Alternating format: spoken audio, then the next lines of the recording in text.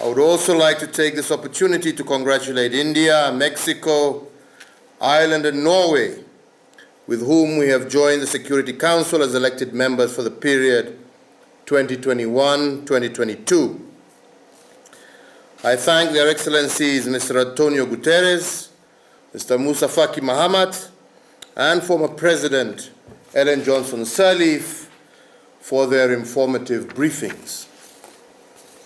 Mr. President, this high-level debate demands that we revisit the very reason the United Nations exists, how multilateralism can be made fit for purpose in maintaining peace today.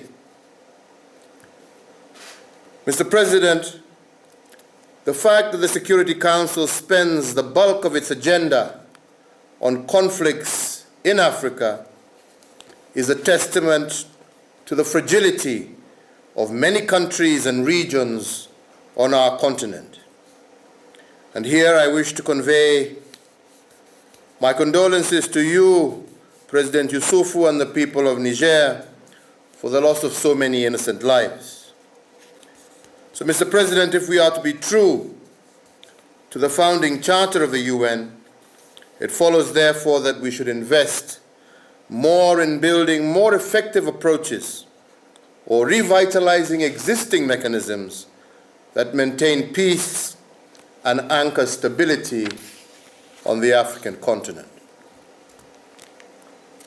In Africa, the capacity of the state in most fragile situations has not grown sufficiently to effectively control every part of its territory. Its ability to deliver public goods and services to all citizens has also been limited. And in the meantime, the most dangerous challenges facing countries have multiplied. Globalization may have expanded our economic opportunities, but it has also further shrunk the role of the state. To add to the fragility, multilateral institutions have also often lacked the resource and the know-how and fit-for-purpose mandates to effectively support states facing dire security challenges. The competence and reach of the state is therefore the single most important national and global asset in maintaining peace in fragile situations. Mr. President, if we take as an example the response to COVID-19 pandemic, the biggest difference is not between Eastern and Western approaches. It is between states that can provide a strong bridge to allow their citizens and economies to successfully navigate extreme crisis versus those that cannot muster such an effort. In countries affected by war or recovering from it, peace will only be maintained if they are enabled to be strong enough to win control over their territories and provide public goods and services. The multilateral system, as embodied in the United Nations, will therefore need to help fragile states attain such capacity. The political processes that build peace and binding resolutions by this Council should include measurable state-strengthening elements. Mr. President, let me close with 4 proposals to building a multilateral system for our times.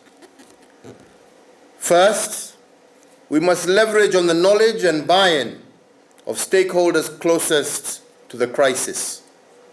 That means listening to, empowering national actors committed to building bipartisan and non-partisan political bridges to peace and security. This focus should dovetail with the Security Council prioritizing closer cooperation with mechanisms such as the African Union and the regional economic communities. Secondly, Mr. President, the Security Council and associated UN bodies should do more to strengthen the capacity of key state institutions during post-conflict reconstruction. The Peace-Building Commission will play an invaluable role, which Kenya will support closely over the next 2 years. Third, we should not let the COVID-19 pandemic be a major driver of insecurity.